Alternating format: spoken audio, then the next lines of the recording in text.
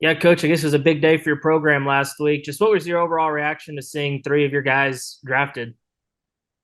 I mean, it's great for a program when one player gets drafted, let alone when you have a lottery pick, a first round pick, and then an early second round pick, and then you add in the fact that all three were one and dones. All three players, a freshman season here. A great day for everybody.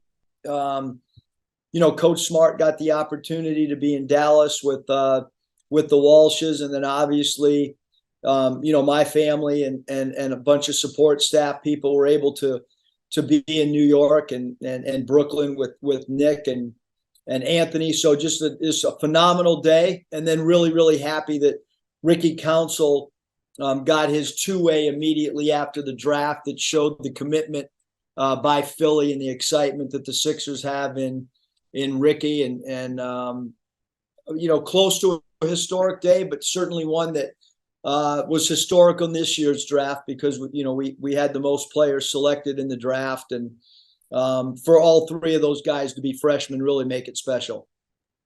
And with them all three being one and done, and you had one with Moses Moody a couple of years ago, just how much does that help when it comes to recruiting future players? Is that something you're able to sell and really makes an impact on the recruiting trail? Yeah, I think that's a great question, Hutch. I mean, I don't think you have to sell it. I mean, you would hope that people are paying attention and organically there becomes a heightened interest in playing here because of that.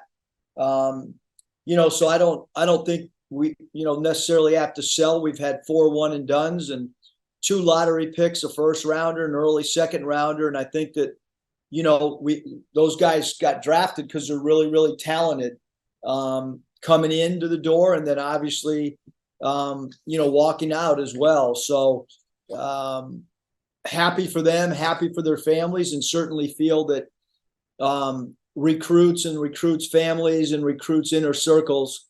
I mean, on that particular day, I don't know if there's a value to the university when there's a limited number of sporting events happening on that particular day. This juncture of the sporting season, Arkansas's name was really mentioned a lot. So I don't know what the ad value is for Arkansas or the Razorbacks, but I promise you there is value from a national standpoint for sure. What that is, I don't know, but I certainly know it's pretty powerful. Bob? Hey Eric, I'm sure somebody in the economics department could probably enlighten you on that or something. But Maybe our stat department, yeah, our internal stat crew. get Kaywood to do that. Hey, and you mentioned leading you and Arkansas and UCLA had the most picks, but you guys had higher picks, so you guys really stood out in the draft. As a program. And then the SEC had the most picks with 10. What are your thoughts on that, both for Arkansas and the SEC? Yeah, I mean, I think with the SEC, it's no surprise. I know that, our conference is known for football, but I think it's become quite obvious in the last couple of years the talent in this league, especially the players. It's not the first NBA draft that SEC has led the conferences. It's happened quite often in the last 3 or 4 or 5 years. So not a surprise there with the league. And then I think it means a lot, as I've stated, for our own guys as well, and even in state now with Nick and Moses both being two first round draft picks after only playing here for a year. I think it helps in a lot of areas certainly, but not a shocker with our league. I mean, every night you play a league game, you're going against at least one NBA talent level player. It looked like, you look at guys like Keontae George and Grady. It looked like, most of the draft was guys you played conference or non-conference. But as far as the draft goes, that was your first draft to attend. What was the experience like? What was it wearing a suit? How'd you find all that to be? And are you hoping to make that a annual deal? It was really special. Sometimes when you get above 55 years old, there's not a lot of first that you experience really cool to just get an invite was really, really special. To be able to experience that, and the way that the draft was set up, the two tables, the Black family and the Smith table, they were right next to each other, one in front of the other. So cool. I wanted my wife to be there. Her and Michael, sat in the front row in the stands, and then eventually got brought down to the green room, as they try to fill the green room up with people that bought tickets in certain areas. So by the time Nick was called, Michael and Danielle were down there with me, and words can't describe just the parties that happened after the draft, and leading up to the draft, the anticipation, the nervousness of families and staff members. And so it's really cool. And yes, I do hope to be back there next year. I hope that we have another player sitting in that green room next year, and I don't have any doubt that we will. What was it like wearing a coat and tie? You hadn't done that in 4 years, I think you said. Yeah, I did. Danielle made me wear the tie. I kept showing her pictures of what Nick and Anthony were going to wear, and they didn't have a tie. And she said, "Well, you're not their age. You're not that cool. You're wearing a tie." Because I was very hopeful of getting away without the tie. But the good thing is, it still fit after 5 years of getting a custom suit. I was a little worried around the waistband if it would still fit, and so all good, have remained the same size, I guess. Well, on the schedule, it got released today. SEC, you guys are playing Kentucky twice, and then I guess kind of then Georgia twice, and then the usual suspects twice. Just what's your take on the schedule and playing Kentucky home and home second year in a row? Yeah, I think it's good. They're both programs have incredible respect for each other. Coach Calipari, someone that I think everybody in the coaching profession has incredible respect for. He's always got talented teams that have NBA draft picks on them.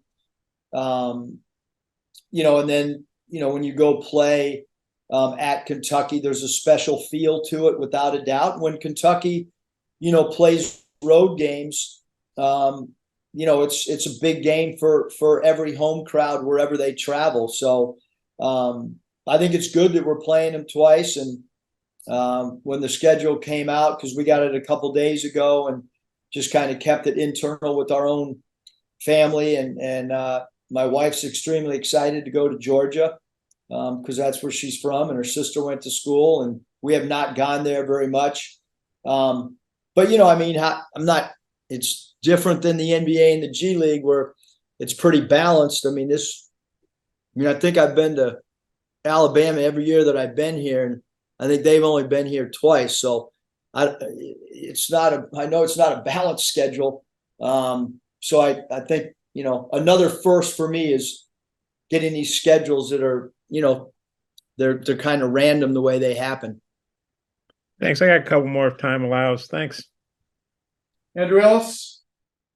Yeah, Coach, obviously having guys drafted really helps, with recruiting. But when you talk to guys, whether it's around the NBA or just around college basketball nationally, how much do you feel that perception around your program changing? Well, I do think that it's, changing. Obviously, I have a lot of friends on the West Coast. I think that right now, Arkansas is, really heavily talked about in the college basketball landscape. Part of it's NCAA tournament runs, part of it's guys going to the NBA, being a part of the draft. I think there's a lot of reasons. We're sold out. There's a lot of interest in the program when you look at game slots that we have from a television standpoint. I think nationally, we're in a really good spot when you talk to agents and you talk to people in our own industry. Obviously, over the last month, the phones have I mean, we've gotten a lot of calls about our own guys. When you have, 4 players that are all potential draft picks, that's a lot of phone conversations and dialogue, and then other people in the NBA might want to ask about other players in your league, or as you guys have mentioned, we played so many guys that were draft picks that I'm looking forward to some downtime on my phone, the way it's been the last really 30 days.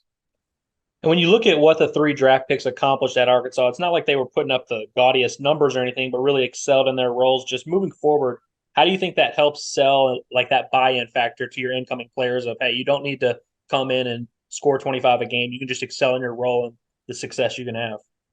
Yeah, I mean, I think that as you talk to your own current team, and I mean, the NBA people they're really smart. I mean, they're really smart.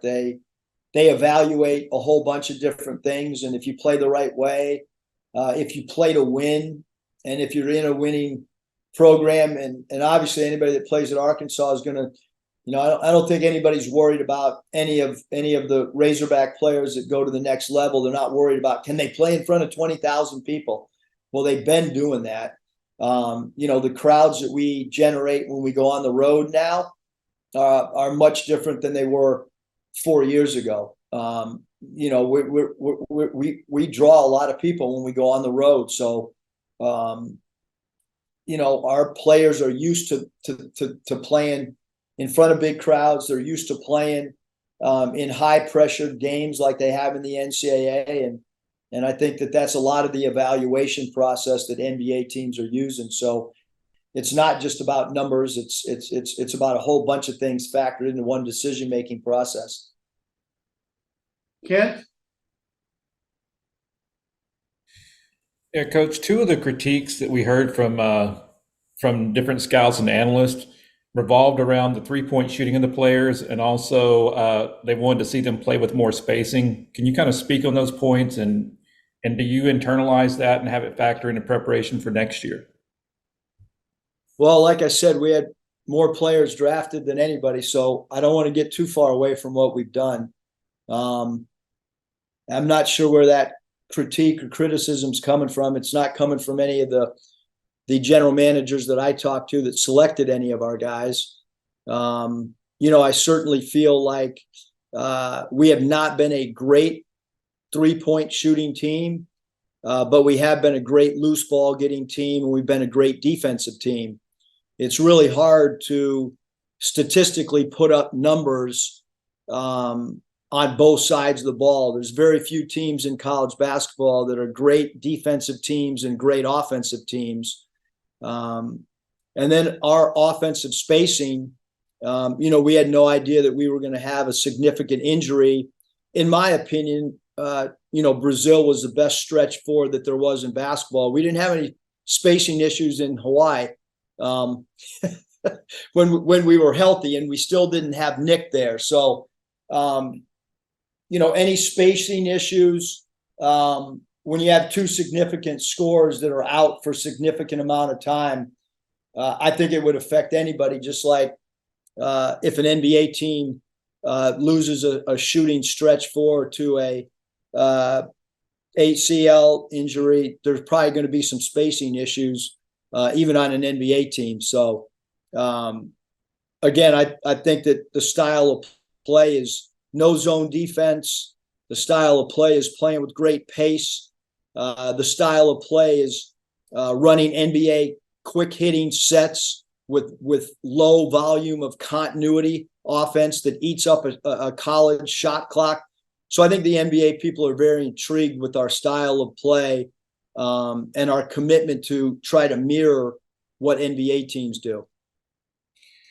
Coach, are you able to share anything as far as feedback that Devo got back to kind of refine going into this year to get ready for next year's draft? Yeah, I mean, I think it's really important that for us that we, even our guys that leave. I mean, we called at least 2 people from every organization that a player works out with, and then if our guys don't work out with somebody, it's certainly important for us to take notes and develop a little book for our guys. In Devo's situation, I think that, he's, trending in the right direction. You look at his 3-point shooting last year, his percentage, and he's made drastic improvements from three.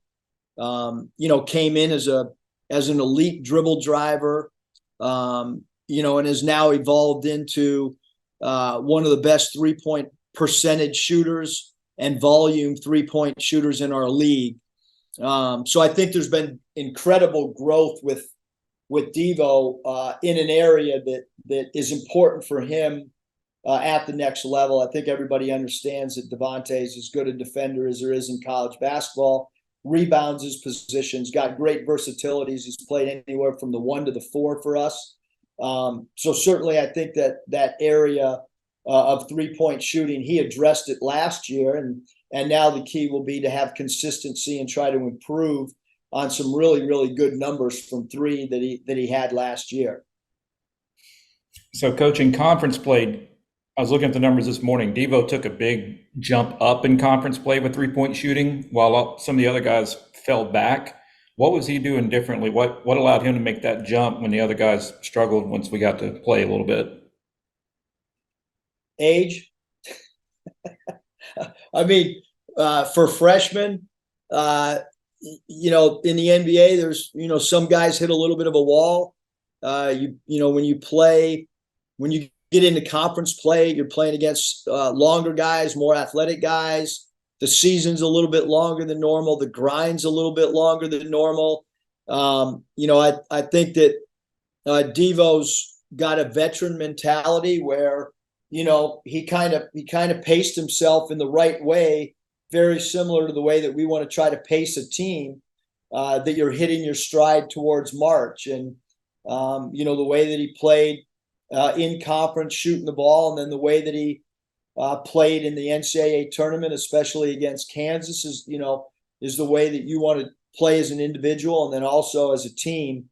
And he's a guy that can kind of create his own three off the bounce. And I think that really helped him as well, elevate his 3-point percentage as league play happened. Jonathan? Coach, we saw a lot of emotion from Nick when he got drafted. Just being there in New York with him, what were maybe some of the conversations you had with him afterwards about not letting that fall to 27 kind of impact his transition to the league? And then what do you think about just the situation he's stepping into in Charlotte? I think to answer the second part, he's stepping into a great situation. Mitch Kupchak and I had a couple different conversations, and we've texted since the draft has happened. Buzz Peterson, who's an executive, we talked actually probably not long after they picked him on draft night. We talked on the phone. Coach Steve Clifford and I, Friday morning after the draft, Coach Clifford and I had a long extended conversation. And then Friday afternoon, Rex Walters, who's an assistant coach with Charlotte, we had a very, very long conversation. And Rex worked with me at the University of Nevada. So a lot of people that we're very close with, even their equipment manager was with me when we were in Orlando with the Magic together. So a lot of conversations have happened. They're overly excited about Nick. And with all the incoming NBA rookies, they're all on a level playing field from here on out as far as rotation, playing time. Like, now you got to go earn it. And I think Nick is highly, highly motivated to one, start practice for Summer League, and then two, to play Summer League basketball, and then get ready for vet camp. So it doesn't really matter what happened Thursday night moving forward. I mean, it's you get married, wedding night's awesome, but then how do you deal with your marriage going forward? So draft night, it's like getting married. It's wedding night. Everything's happens, and now what are you going to do with the situation you're in? So I think Nick's excited. I think he's in a great spot. I've texted with Cody Martin let him know to help show Nick some NBA ropes. And but I think Nick's excited. I really do. And then for AB and Walsh, just what did Orlando and Boston like about them, and what do you think about those situations? A great situation for Anthony for sure. You know, I mean, I've gone back and forth with Jamal Mosley, their head coach, via text. John Hammonds and Jeff Weltman spent some time here. I remember mid-season, probably maybe almost a two to 2.5 hour conversation with them face to face with the office door shut, going through some stuff that they had questions about. So really excited for him. I mean, he's in a great spot. Joel Glass, the PR guy, and I have gone back and forth, and Trish, who's involved with their PR, was, a lot of people when I was with Orlando, believe it or not, it's amazing. Rodney Powell, who was the equipment manager when I was there, still there. Really, it's unbelievable the connections with those two spots that our guys were taken in the first round, with how many people I've worked with. Alex Martins, their president, was with Orlando when I was there.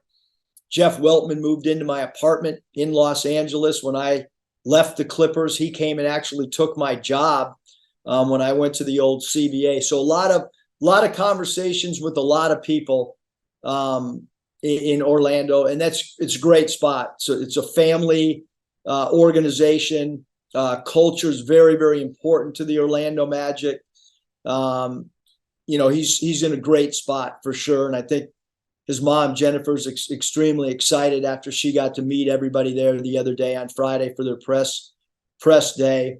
And then I think with Jordan, I talked to Austin Ainge this morning, and talked to Brad Stevens yesterday. I think that Boston is extremely excited about the upside that Jordan has from when you look at the long range lens that they're looking for. So I think that all three guys in a really, really good spot. And then even Ricky Council, I went back and forth with Nick Nurse today, Philly's head coach, just about, strengths of Ricky as well. So happy for all four of these guys. Thanks, Coach. Hutch, follow up. Yeah, Coach, I'm just curious how Brazil's doing with his rehab, and just kind of what's his potential if he can have a full year of staying healthy. Well, if he would have stayed healthy, I think he would have been in the green room, to be honest with you. It was a devastating injury for him and our team. Certainly he's got an incredible future ahead of him. Rehab is going great. I don't like to use the term, way ahead of schedule, because with us, the schedule is going to stay the same no matter what.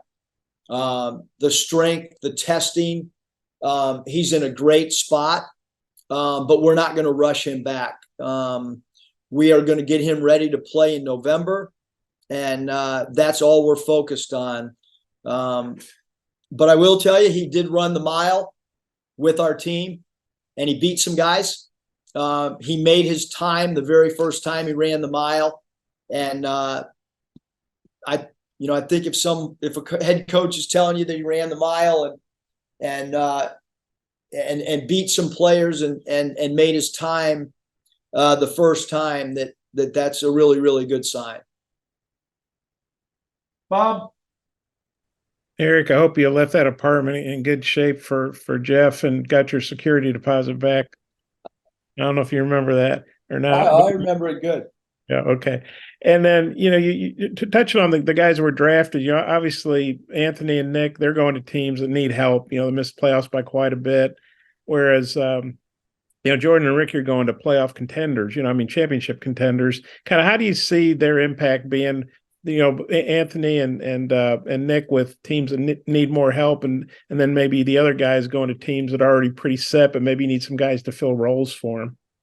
Yeah, I think with Ricky and Jordan, they're going to spend some time in the G League. That's the nature of one, where Jordan was drafted, and two, where Boston's organization is, and and then hopefully he'll get, you know, a lot of time as well with the parent Celtic team, and to be able to be around their veterans and learn. And but certainly, you know, when you go to a playoff team, your role that you're going to get is a little bit different than maybe a role of a non-playoff team. I think we've seen that with Moses Moody, that, you know, you go to a team that plays at a high level, like Golden State, like Boston will again this upcoming season, like Philadelphia will with Ricky. You're gonna probably end up spending time both with the parent team and the minor league team. And then when you get minutes down there, you got to have a great approach mentally to try to go down there and get better. And then when you're back with the main team, you gotta blend in the locker room, and when your number's called upon, just as Moses Moody's done an incredible job, when your number's called upon, go out there and produce. And then I think with Nick and Anthony, I mean, all these guys will get a great opportunity in summer league. That's your very first step out of the gate.